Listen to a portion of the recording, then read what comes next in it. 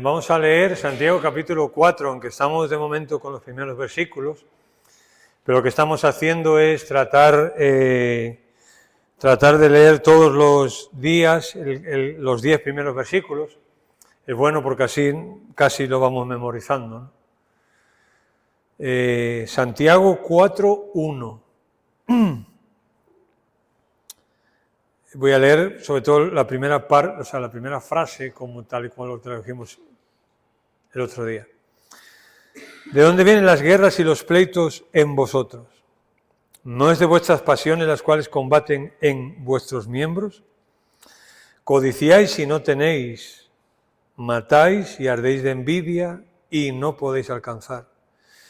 Combatís y lucháis, pero no tenéis lo que deseáis, porque no pedís.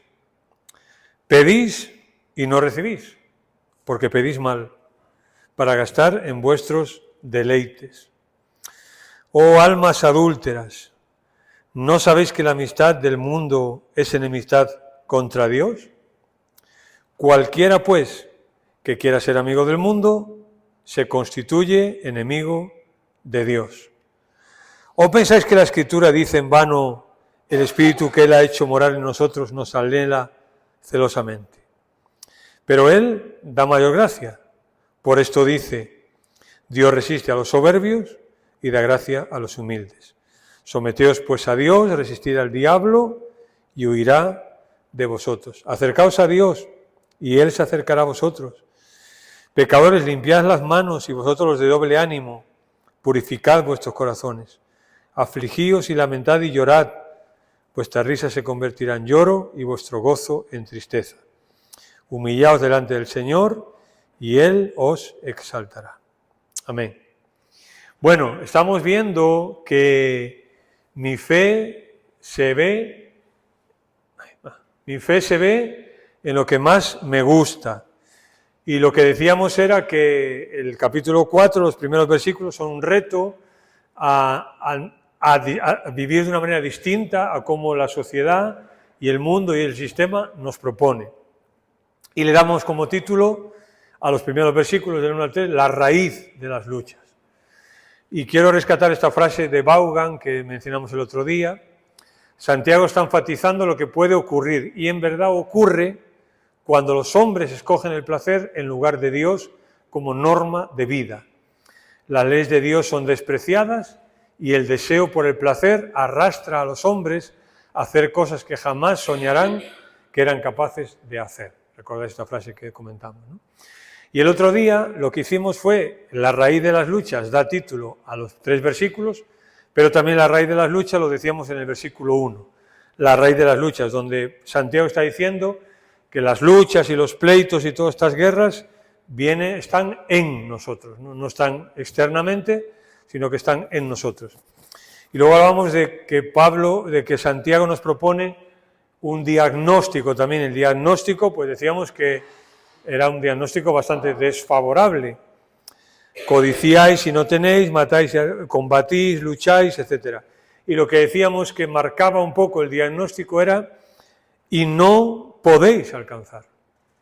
Lo que hablábamos era de que se supone que las personas que viven de espaldas a Dios hacen esto toda su vida, ¿no? Codician, matan, arden de envidia, combaten, luchan, pelean por estas cosas y al final no las consiguen, o por lo menos no consiguen la felicidad en su vida y la realización en su vida, ¿no? Y nosotros como cristianos somos llamados a otra cosa. Bien, no puedo ocupar más tiempo en resumir, lo siento. Y hoy lo que vamos a ver son la consecuencia.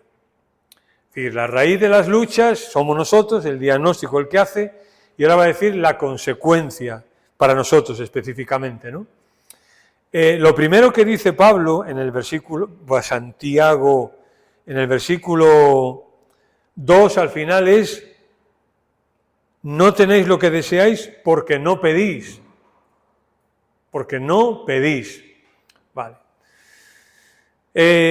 Lo que está describiendo es a una persona que se supone que es cristiana y está persiguiendo ciertas cosas en su vida. Está codiciando a veces, porque al final cuando tú persigues algo, es muy difícil, o la línea es muy delgada la línea entre querer algo y codiciarlo. ¿Vale? Persigue, mata si hace falta, decíamos que era metafóricamente, tiene envidia, combaten y todo, no pueden alcanzarlo, no tienen lo que desean, y ahora dice, porque no pedís. Es como que Santiago está diciendo que estas personas están buscando lo mismo que los demás sin orar, sin pedir.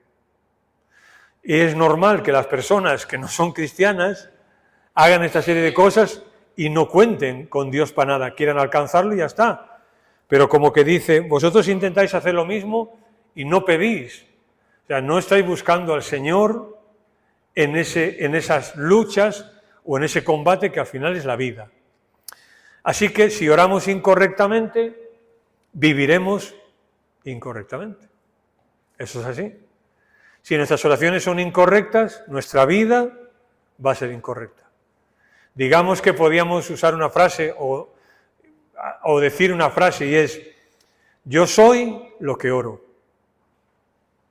Yo soy lo que oro. ¿Cuál es mi preocupación en la vida? ¿Qué es lo que me hace luchar, combatir? ¿Qué es lo que quiero alcanzar en la vida? Si no pido a Dios, nunca lo voy a alcanzar. El propósito de la oración, desde luego, no es que mi voluntad sea hecha en el cielo. Ese no es el propósito. El propósito es que la de Dios sea hecha en la tierra. Padre nuestro, hágase tu voluntad como en el cielo, así se hace en la tierra. O sea, la voluntad nace en el cielo y se desarrolla aquí en la tierra, no es al revés. Pero el propósito de la oración no es que mi voluntad sea hecha. Claro, como yo quiero cosas, pues las codicio y las lucho yo. Pues no lo alcanzáis porque no pedís. Pero ahora va a decir algo más, ¿no? Porque Santiago va a decir los dos extremos. El cristiano que siempre está luchando debido a sus deseos egoístas no puede ser feliz. Hermanos, hermanas, si estamos persiguiendo y codiciando y combatiendo para buscar las mismas cosas que los demás, no seremos felices. No seremos felices. Nunca. Porque no podremos darnos en alma y cuerpo a lo que quisiéramos, pero tampoco estamos aquí. Y el cristiano que está siempre luchando por eso, al final sabe que eso no puede ser la norma de su vida y que no puede dedicarse 100% a eso, y entonces se siente mal porque al Señor no le dedica tiempo, o porque no ora por eso, o porque no lucha por las cosas del reino de Dios, y ni está en un lado ni en otro. Podríamos mencionar muchos ejemplos en la Biblia, ¿no? De personas que estaban en un lado y querían disfrutar de eso, pero por otro lado sabían que eran del pueblo de Dios y por otro lado aquí. Y al final, ¿dónde estaban? En el medio, ¿no? Con un pie en un lado, otro en el otro. Y ahora hacían esto y ahora se iban allá. Y ahora iban y ahora volvían y ahí estaban. Y eso al final no lleva a nada. No lleva a nada. Por ejemplo, Sansón es un ejemplo de eso, ¿no? Sansón sí tenía un llamado de parte de Dios y quería hacer las cosas, pero también pues le gustaba lo que le gustaba. Y andaba ahí, ¿no? Picando en un sitio y en otro.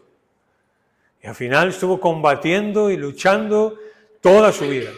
¿Y cómo terminó? Pues como tendría que terminar, mal. Nunca el cristiano que siempre está luchando debido a sus deseos egoístas no puede ser feliz. Nunca disfruta de la vida. Y yo he puesto aquí entre paréntesis. Y si disfruta, ya es muchísimo peor el problema. No sé si me explico. Pero se supone que yo no puedo disfrutar de eso 100% porque mi corazón es del Señor y mi mente, etc. Pero bueno, puedo tener problemas y caer en eso, ¿no? En lo que sea que caigamos. Pero si caemos y disfrutamos de eso, pues entonces el problema es peor, ¿no? Eso no quiere decir que yo no caiga, pero se supone que cuando yo caigo en algo, cuando yo hago algo, el Espíritu Santo está ahí, ¿no? ¿Para qué? Para convencerme, para redarguirme, para decirme, eso no está bien. Y ya está, y aunque a mí me cueste, a veces cuando el Espíritu Santo me dice que algo está mal, pues a veces lo corrijo enseguida y a veces me cuesta más. Pero tengo esa lucha, ¿no? En mi corazón hay ese combate esas guerras, pleitos en vosotros, esas pasiones que combaten en vuestros miembros. Pero si ya no lucho, es muchísimo peor. No sé si me explico con lo que estoy diciendo. Esto me llevará también a no sentirme agradecido por lo que Dios me da, sino a quejarme por lo que no me da. Y eso es verdad. Y todos en menor o mayor medida somos así, ¿no? Mayor o menor medida, como digo. Pero tendemos a eso, ¿no? La gente tiene un montón de cosas y un montón de circunstancias y yo pido por eso, Dios no me lo da, por lo que sea, entonces me quejo de que hay que ver que Dios no me da eso, ¿no? O puedo llegar a tener envidia de esas personas. Eso le pasó a Asaf. Asaf estaba ahí, tranquilo, con sus cosas, sirviendo al Señor en su ministerio y tal, y de repente empezó a ver que los demás prosperaban y los demás tenían y él no. Así que tuvo, ¿qué? Envidia, eso lo menciona aquí. Tenéis envidia y no lo podéis alcanzar. Y supongo que Asaf sufrió esa frustración también, de tener envidia por algo que los demás tenían y buscaban y él no podía. Pero dice, tampoco le voy a decir a tu pueblo esto porque lo engañaría. Y ahí está Asaf, ¿no? en esa lucha. Podemos llegar a usar la oración para hacer nuestra propia voluntad. Eso sí, bendecida por Dios. Pero cuando decimos a veces, no, esto es la voluntad de Dios. ¿Seguro? No es tan fácil. Pero yo puedo llegar a usar la oración para hacer mi voluntad. Eso sí, bendecir. No, yo oré por la voluntad de Dios y Dios ha dicho que sí. Aún ahí tenemos que tener cuidado, ¿no? Y buscar al Señor de manera seria, ¿no? De manera consecuente para ver si es la voluntad de Dios. Y desde luego, no manipularlo, porque pensamos que Dios es tonto. Si yo tengo mi voluntad ya he decidido todo, ya sé lo que voy a hacer y ya sé cómo lo voy a hacer, y yo le digo, Señor, bueno, mira, esto que sí es tu voluntad. Dios no es tonto, ¿no? Y Dios sabe perfectamente que eso no es su voluntad, es la mía. Pero lo que quiero es que Dios bendiga mi voluntad. No funciona así. Yo sé que es más fácil. Claro. ¿O no? Así es más fácil. Yo pienso lo que me viene bien para mí y ahora le digo al Señor que el Señor me bendiga eso. Pues es más fácil que orar y decirle, Señor, de alguna manera muéstrame tu voluntad de una u otra manera. Y no solo, y yo lo que recomiendo, si es que vale, es no solamente decir, Señor, si es tu voluntad, muéstrame que ocurra esto, sino también lo negativo. Señor, si no es tu voluntad, que pase esto también. Pues claro, nos podemos engañar, ¿no? Diciendo, bueno, Señor, si es tu voluntad, que pase eso, y si no, que no pase. Pero pidamos también al Señor que Él nos confirme de forma negativa también, que pase algo negativo también, ¿no? A eso me refiero. Es algo que todos podemos caer, y creo que es algo humano esto, llegar a Dios con nuestra voluntad para que la bendiga. Creo que es algo que nos puede pasar a todos, pero debemos de mejorar aquí en esto, ¿no? E intentar y pedirle al Señor que nos ayude a no llevar mi voluntad para que Dios la bendiga, sino buscar su voluntad, que esa sí es bendecida, ¿no? Vale. La frase, yo he orado por eso, ¿no? Es una frase que todos decimos, yo he orado por eso. Pero puede ser una de las peores excusas que un creyente use. Yo he orado por eso.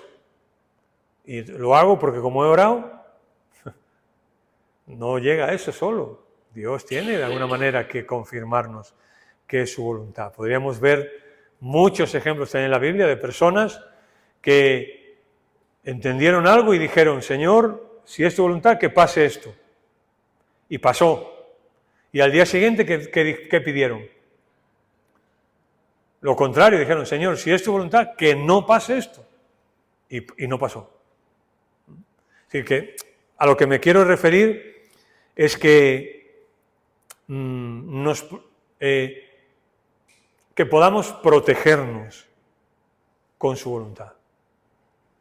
Porque si nos exponemos a nuestra voluntad, estaremos desprotegidos.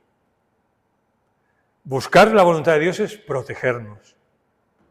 Proteger nuestras decisiones, proteger lo que hacemos, proteger nuestra familia, proteger todo lo que nos rodea. Esa es la mejor forma de protegernos.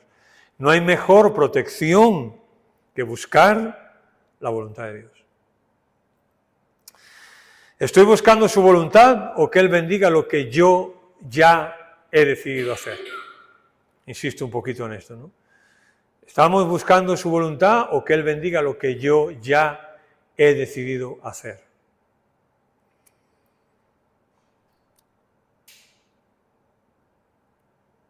Es increíble el hilo directo que algunos tienen o parece que tenemos con Dios, ¿no? No, yo he orado y ya el Señor me ha... No es tan fácil, ¿eh? Yo en su momento, no ahora, ni ayer, ni nada que se le parezca, pero en su momento estuve estudiando el tema de la voluntad de Dios y leyendo algún libro. Hay muy buenos libros sobre la voluntad de Dios.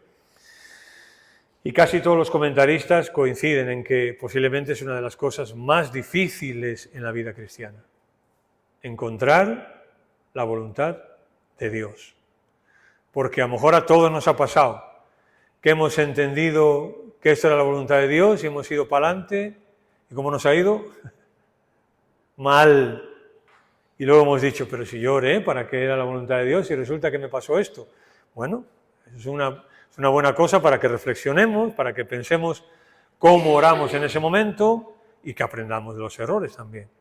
Es increíble la sabiduría espiritual y el discernimiento que algunos tienen, ¿no? Bueno, sí, no, estoy seguro de que esta es la voluntad de Dios. Bueno, pero uno se puede equivocar. Yo digo, ¿no?, que yo lo pongo para que a lo mejor podamos entenderlo también. Yo pongo, lo he puesto muchas veces este ejemplo, ¿no?, que un chico de repente le gusta a una chica. Se enamora de ella, Cupido, flechazo, ¿no? Y ya... Señor, esta es la mujer de mi vida. Y ora, ¿no? Señor, es que tal, y empieza a orar. Y de repente empieza a salir con esa chica. Y tú le preguntas, bueno, ¿estás seguro que la voluntad? Sí, Antonio, sí. Es la voluntad de Dios. Yo he orado, seguro esta es la mujer que Dios tiene para mí. Lo hemos vivido esto, ¿no? Bueno, en fin. Y de repente lo encuentras 2 meses después en una esquina ahí, cabizbajo y triste. Oye, ¿qué te pasa? No, es que me dejé con... ¿No era la voluntad de Dios eso? O sea, quiero poner este ejemplo porque esta persona oró sinceramente, seguro, y entendió de una manera sincera delante del Señor que era la voluntad de Dios, pero resulta que no. O algunos dirían, bueno, sí era la voluntad de Dios que estuviera con ella, no sé, pero lo quiero poner en el sentido de que no es fácil encontrar la voluntad de Dios, no es fácil. Y la oración nos sirve para eso. Si nuestras oraciones se limitan solo a aquellas cosas que me satisfacen, son oraciones egoístas y por tanto no es posible que Dios las conceda. Mira, Dios es tan bueno con nosotros que hay cosas que no nos concede. Es tan bueno con nosotros, es tan buena gente con nosotros, que esas oraciones egoístas que pedimos nos dice no. Cuando tú ves a un padre que su hijo le dice no sé qué y el padre por lo que sea le dice no, y ves a un padre que nunca le dice que no a su hijo y tal, ¿qué pasa en esa circunstancia?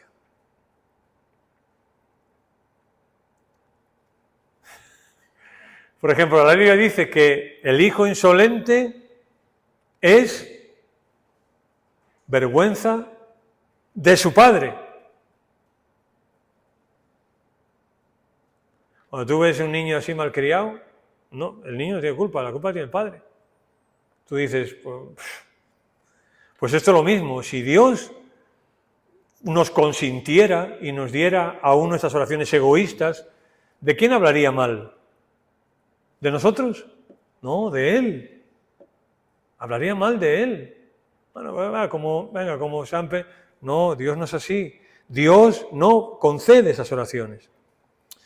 Hágase tu voluntad, que se cumplan mis deseos. Cuando digo no concede esas oraciones, no quiere decir que a veces yo por pantalones lo hago. Eso es otra cosa distinta. ¿Me explico? Vale. Aclarar solamente eso. Hágase tu voluntad versus que se cumplan mis deseos. Esa es la gran batalla, ¿no?, de la vida muchas veces. Y que los deseos que tenemos, pues a lo mejor no son malos. No necesariamente son deseos malos. Sin desplazar el ego del centro de la vida y dejar que se ocupe, y dejar que Dios lo ocupe, no se ora como es debido. O sea, si yo estoy en el... Si la vida gira alrededor de mí, de mis cosas y de mis deseos, no vamos a orar como es debido. Es imposible orar como es debido. Son mis deseos los que se tienen que alinear con su voluntad y no al revés. Lo que pasa es que cuando hablamos de la oración, es un tema muy amplio, ¿no? Y un tema que se da a muchas vertientes, a muchas aplicaciones personales, a muchas cosas, ¿no? La oración es un tema muy amplio en la Biblia, pero muy delicado y pues claro, es como si cuando a veces se escuchan las oraciones, ¿no? Bueno, yo le pedí al Señor esto y el Señor me lo dio. Por tanto, os animo a que pidáis así. Vale, Dios se lo dio a él o a ella, pero a lo mejor a mí no me quiere dar eso. Por eso a veces esas fórmulas mágicas con la oración, pues siempre deberíamos evitarlas. Son mis deseos los que se tienen que alinear con su voluntad. Hace unos domingos os puse una canción que se llama Mi Plan. ¿Recordáis? Bueno, os puse una canción el domingo.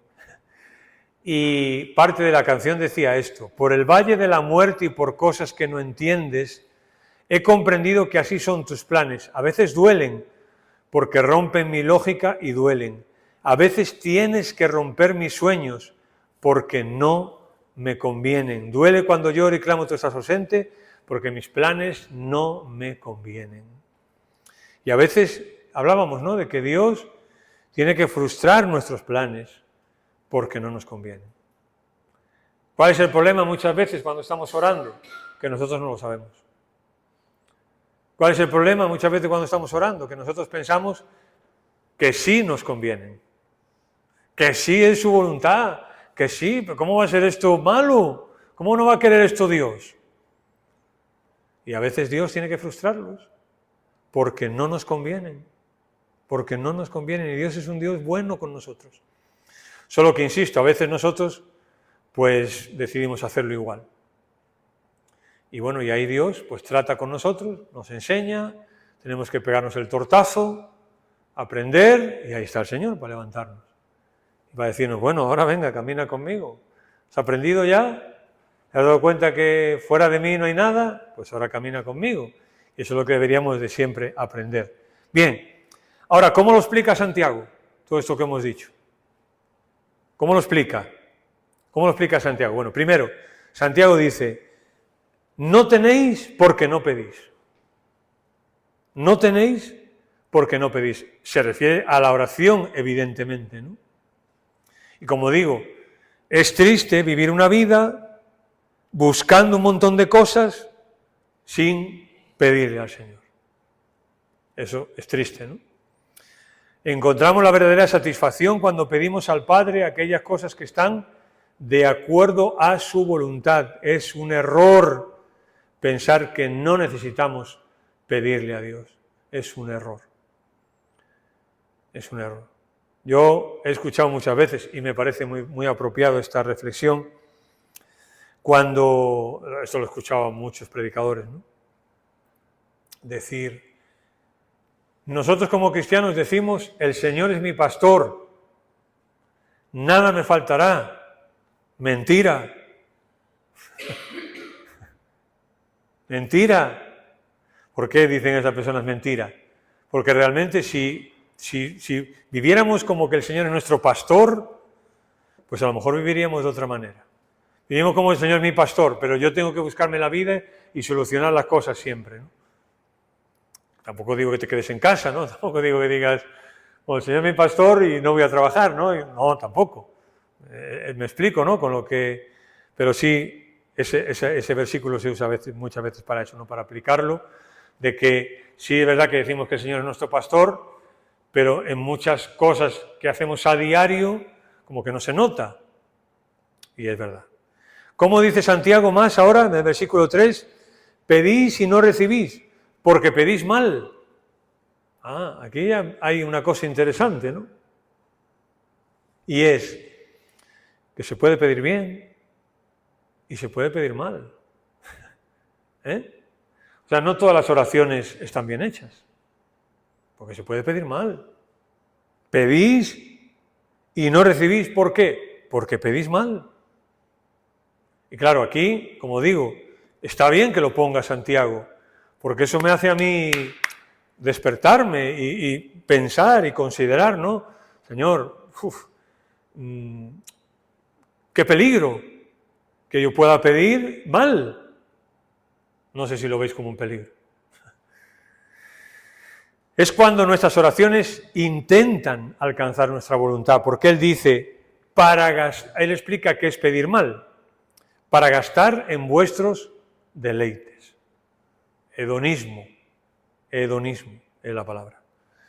Lo peor sería que Dios respondiera esas oraciones centradas en nosotros. Yo creo que lo peor no es pedir mal, sino que Dios contestase afirmativamente esas peticiones mal hechas. Y como estamos diciendo, el Señor afortunadamente es bueno, es sabio, nos ama, es nuestro Padre, está ahí siempre. Porque si no, lo peor no es pedir algo mal, sino que Dios nos lo diera aún encima. La oración ilimitada es limitada. Porque la oración, ¿no? La oración es como un cheque en blanco. Tú escribe ahí lo que quieras, que no sé qué. O sea, la oración, Dios no es una máquina de Coca-Cola que mete €1, bueno, no sé cuánto cuesta hoy una máquina de Coca-Cola, una Coca-Cola en una máquina. ¿€1 cuesta? No, más, ya, ¿no? 1,50 y ala, ya sale la Coca-Cola. No, así no funcionan las cosas. La oración limitada es limitada. ¿A qué? ¿Limitada a qué? A su voluntad, que es lo que estamos hablando. Claro, la oración es ilimitada. No, es limitada a su voluntad. Todo lo que pidáis al Padre, en mi nombre, yo os lo daré. Y en mi nombre, ¿qué quiere decir? No que tú uses una frase, sino en el nombre de Él es contando con Él y con su reino y con sus principios y con su vida y con lo que Él nos dice en su palabra. Eso es pedir en el nombre de Jesús. ¿Qué pediría Jesús? Cuando dice, pero que pidáis al Padre en mi nombre, eso está diciendo. ¿Qué pediría Jesús? Santiago dice que las oraciones no eran contestadas porque eran egoístas. Pedís y no recibís para gastar mal. El verbo pedís, aquí en el griego, está en voz media. ¿Qué quiere decir que esté en voz media? Quiere decir que sugiere que las oraciones eran hechas para satisfacción propia y no para Dios. O sea, cuando dice pedís, está en voz media, es pedís para vosotros mismos, más o menos, ¿no? Pedís para vosotros mismos. Ese era el fin, ¿no? Sus oraciones eran solo para satisfacerse. Y el adverbio mal, algunos lo traducen como malamente. Gramaticalmente en griego está antes del verbo. O sea que es mal pedís, como si fuera Yoda hablando, ¿no? Más o menos, no. Mal pedís, porque lo califica. Mal pedís, mal. Y no pasa nada. A ver, o sea, eso tenemos que recibirlo de parte del Señor. No pasa nada por salir hoy de aquí pensando y meditando delante del Señor, diciendo, Señor, ¿qué cosas he pedido mal? ¿Qué cosas he podido pedir mal? Señor, ayúdame a no pedir mal. Eso no es nada malo, todo lo contrario. Sería bueno que lo hiciéramos. Sugiere siempre pidiendo por las añadiduras y nunca para el reino de Dios y para glorificar a Dios. El pasaje aquel, ¿verdad?, que tratamos en un culto de oración hace poco. No os afanéis por lo que habéis de comer, lo que habéis de beber. No os preocupéis por vuestra altura. No podéis añadir a vuestra altura un codo. No os afanéis por esto. Mirad los lirios del campo. Mirad los pájaros. No cuide a Dios de ellos. No valéis vosotros más. No os afanéis porque los gentiles buscan estas cosas. Y la idea allí es buscan afanosos, o sea, buscan con desesperación, combatiendo, envidiando, ardiendo de envidia, luchando por eso. Dice, vuestro Padre sabe de qué cosas tenéis necesidad antes que se la pidáis. Y ahora dice, mas buscad primeramente el reino de Dios y su justicia. Y las demás cosas os serán añadidas. ¿Cómo podemos interpretar mal ese texto con la oración? Es pensar que porque busco el reino de Dios, Dios me va a dar lo demás. No y no. Porque entonces todo lo que dijo Jesús arriba se contradice. No. Está diciendo, tú busca el reino de Dios. Tu vida tiene que basarse en buscar, en perseguir el reino de Dios, en orar por el reino de Dios. Y lo demás son añadiduras, vendrán. ¿Cuál es el problema? Lo que decíamos ese día, que todos nos pasa, muchas veces pedimos solo por las añadiduras y nunca para el reino. Por ejemplo, yo tengo un dinero, estoy pensando algo que se me ha ocurrido, ¿no? Yo tengo un dinero, pues me voy a comprar tal cosa, porque como Dios me dio ese dinero, me voy a comprar esa añadidura. Y no digo que no la necesites, pero déjame usar este ejemplo, ¿no? No digo que no la necesites, ni que sea más, pero déjame usarlo. Pero si tengo ese dinero, ¿pienso en las añadiduras, en qué me puedo comprar con ese dinero, o pienso en el reino de Dios, por ejemplo? ¿Qué puedo hacer yo con este dinero para el reino de Dios, para contribuir en el reino de Dios? Por ejemplo, ¿no? Podría ser una forma. Buscad primeramente el reino de Dios y lo demás vendrá. Lo demás vendrá. Y lo demás, ¿qué es? En el pasaje, en los versículos anteriores, ¿qué es? No afanarse por las cosas, no preocuparse por las cosas materiales, confiar en el Señor que si cuida a los pájaros me va a cuidar a mí. Ese es el contexto, ¿no? Por afinar un poco y por aplicarlo en esta noche. Jesús en Getsemaní tenía sus deseos personales también. Jesús le dice al Padre, si es posible, ¿qué? Pase de mí esta copa. Y era una oración lógica, o sea, ¿quién le gusta que lo arresten y le peguen una paliza brutal, latigazos que morían, de cada 10 que daban latigazos morían 12? ¿Quién le gusta eso? Y Jesús dice, Señor, si es posible, pero Él antepuso sus deseos personales a la voluntad de Dios. Y ese es el ejemplo para nosotros. Anteponer nuestros deseos personales, que no tienen por qué ser malos, a la voluntad de Dios. O sea, querer evitar 40 latigazos, o 39 latigazos, querer evitar insultos, escupitajos, patadas, puñetazos, subirte a una cruz allí, que era la tortura peor, ¿es acaso un mal deseo? ¿Querer evitar eso? No. ¿A quién en su sano juicio diría, que me crucifiquen? Nadie, ¿no? En su sano juicio. Y Jesús está siendo una persona honesta, sincera, Señor, que pase de mí esto. Pero Él somete su voluntad a la del Padre.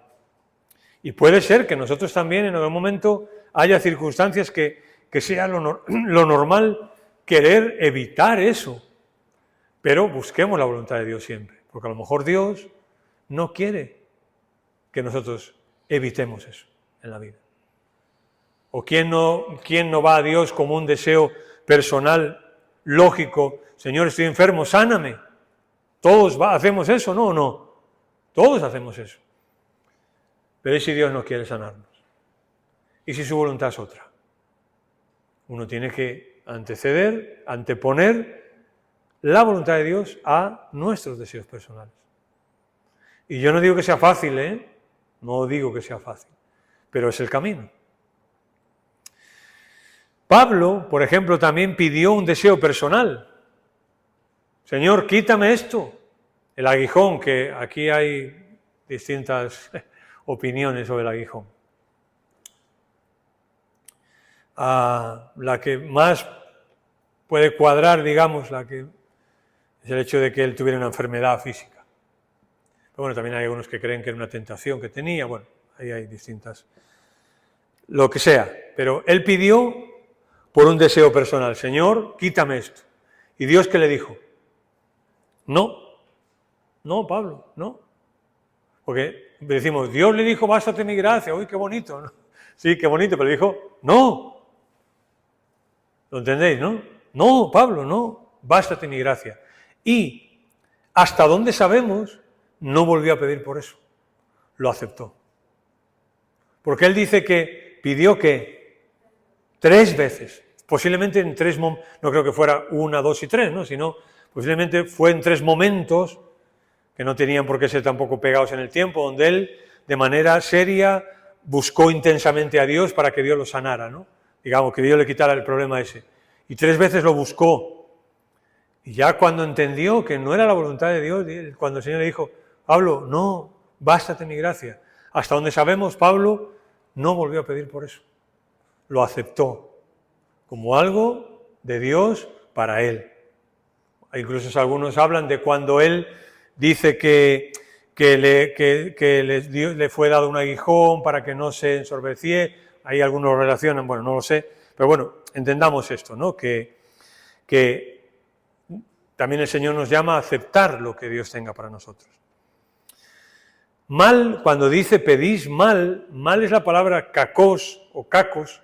Esta palabra no se usa aquí, ¿no? ¿Caco? No, un caco, no sabe lo que es, ¿no? No.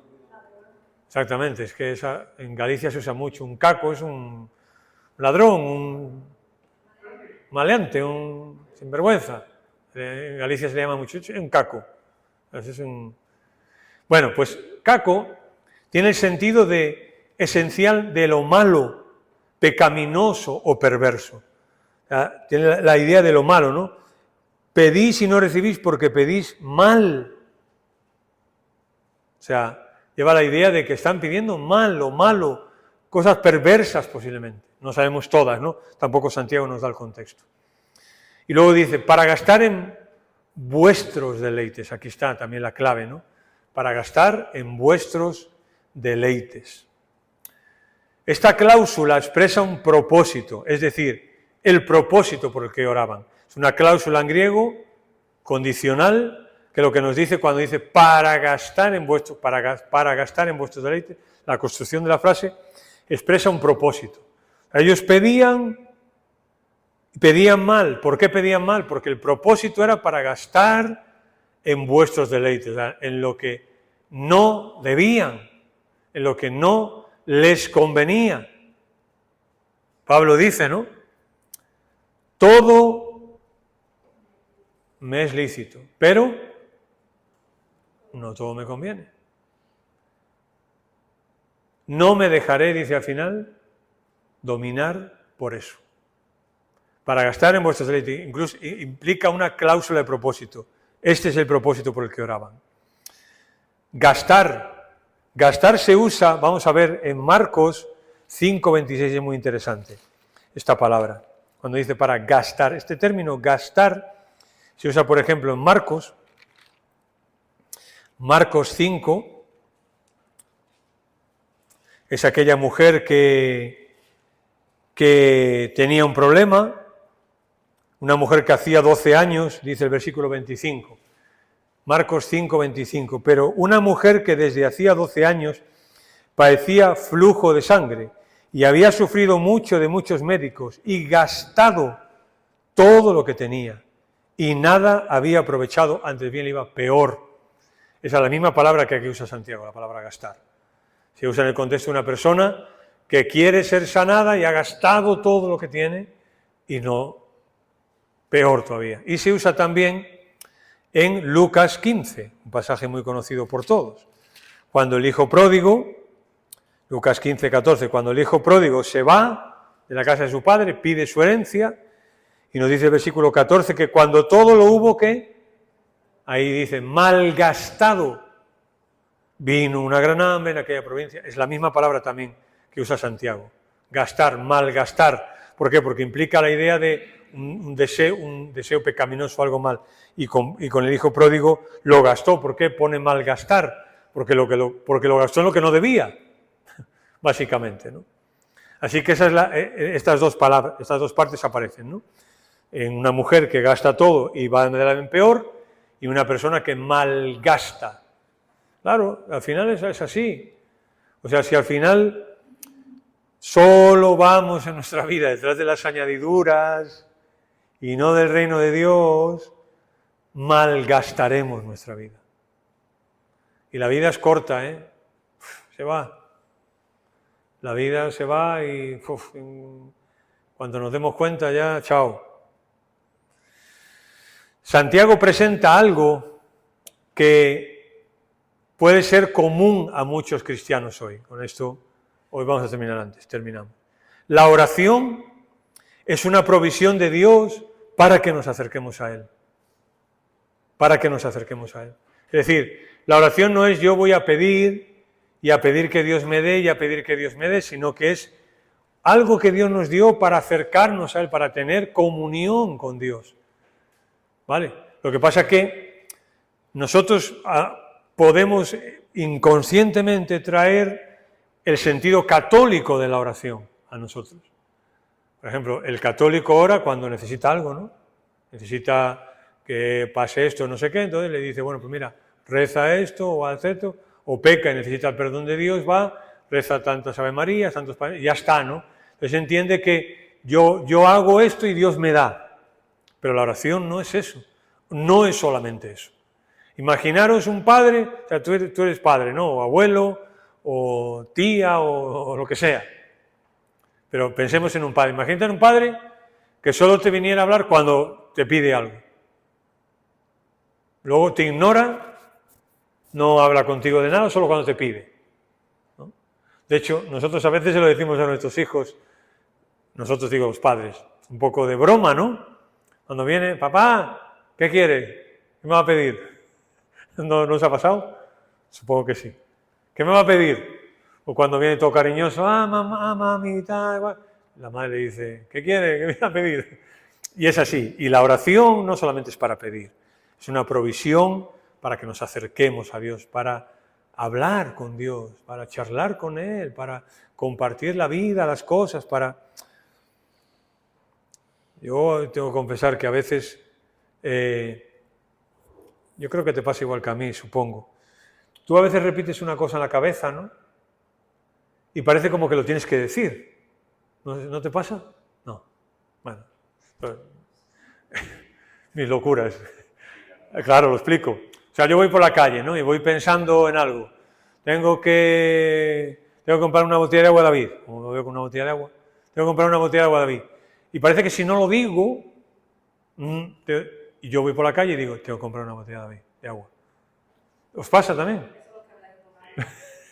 Vale. Y yo a veces voy por la calle y a lo mejor, pues supongo que tú harás igual, ¿no? A veces voy orando, me acuerdo de algo, una persona y voy orando. Y si no me di cuenta y voy hablando. Y claro, la gente se me queda mirando y digo, sí, estoy loco, ya. Ven, ¿qué nos puede suceder también a los cristianos hoy, o es común? La oración tiene que ser un medio de adoración, de intercesión, de alabanza, de petición, no solo de petición. Pedir a Dios solo con el fin de satisfacer los deseos personales y gastarlo en los placeres de este mundo es usar mal el don precioso de la oración. Es usarlo mal. Yo no digo que no haya que pedir, claro. La Biblia nos anima a pedir, claro que sí que tenemos que pedir. Un hijo tiene que pedirle a su padre, por supuesto, y no está mal que le pida. Pero no solamente pedir. Pedís, no recibís porque no pedís. Pedís y no recibís porque pedís mal, para gastar en vuestros deleites. Y ahí os he puesto una parte de un himno, que concretamente algunas frases de este himno me gustan mucho. Sobre todo por estas dos primeras frases, o sea, estas dos primeras palabras, ¿no?, que se repiten. Dulce oración, ¿no? Si yo solo voy a buscar a Dios cuando tengo un problema, mi oración no va a ser dulce. Va a ser dramática siempre. Siempre voy a la carrera angustiado, con un follón, metido en un follón, para pedirle a Dios que lo solucione. Eso no es dulce oración. ¿Qué aliento y gozo al alma das? Si yo solo le estoy pidiendo a Dios por las añadiduras, vale, tendré eso, pero no tendré aliento ni gozo en el alma. Consuelo siempre me serás. El consuelo, hermanos, no viene de cosas materiales, viene de la paz de Dios. Y por eso lo sabéis, porque los que estáis aquí más o menos soléis venir al culto de oración. A veces yo sé que se me olvida, pero de vez en cuando me gusta, en el culto de oración, pedir por otro tipo de cosas, ¿no? Por ejemplo, por cosas espirituales. No solamente pedir por los enfermos, que está bien, por trabajos, por enfermedades, por cosas está bien. Pero a veces me gusta pedir también por necesidades espirituales que yo tengo, ¿no? Por necesidad de consuelo, por necesidad de gozo, de aliento, de paz. Y la oración tiene eso, ¿no? Dulce oración. Y supongo que, no creo que solo a mí me pase, ¿no? Cuando estás solo, ¿no? Estás solo, donde sea, en medio de todos los trajines de las idas y venidas, poder estar un rato tranquilo, relajado, despejado, sin pensar en otra cosa y hablar con el Señor, ¿no? Yo creo que en esos momentos también todo se pone en perspectiva, ¿no? Estaba mal, estaba angustiado, estaba desanimado, dedico un tiempo a orar, a que el Señor me anime y tal, y parece que las cosas se ponen en perspectiva, ¿no? Señor, estoy desanimado, que me está pasando esto, y oras, ¿no?, tranquilamente.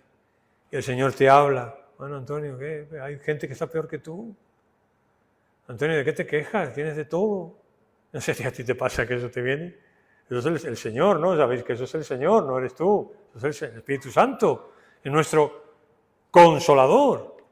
Y ahí está, ¿no? Bueno, Antonio, da gracias a Dios por lo que te da. Tantas cosas que tienes, que hay tanta gente que no las tiene.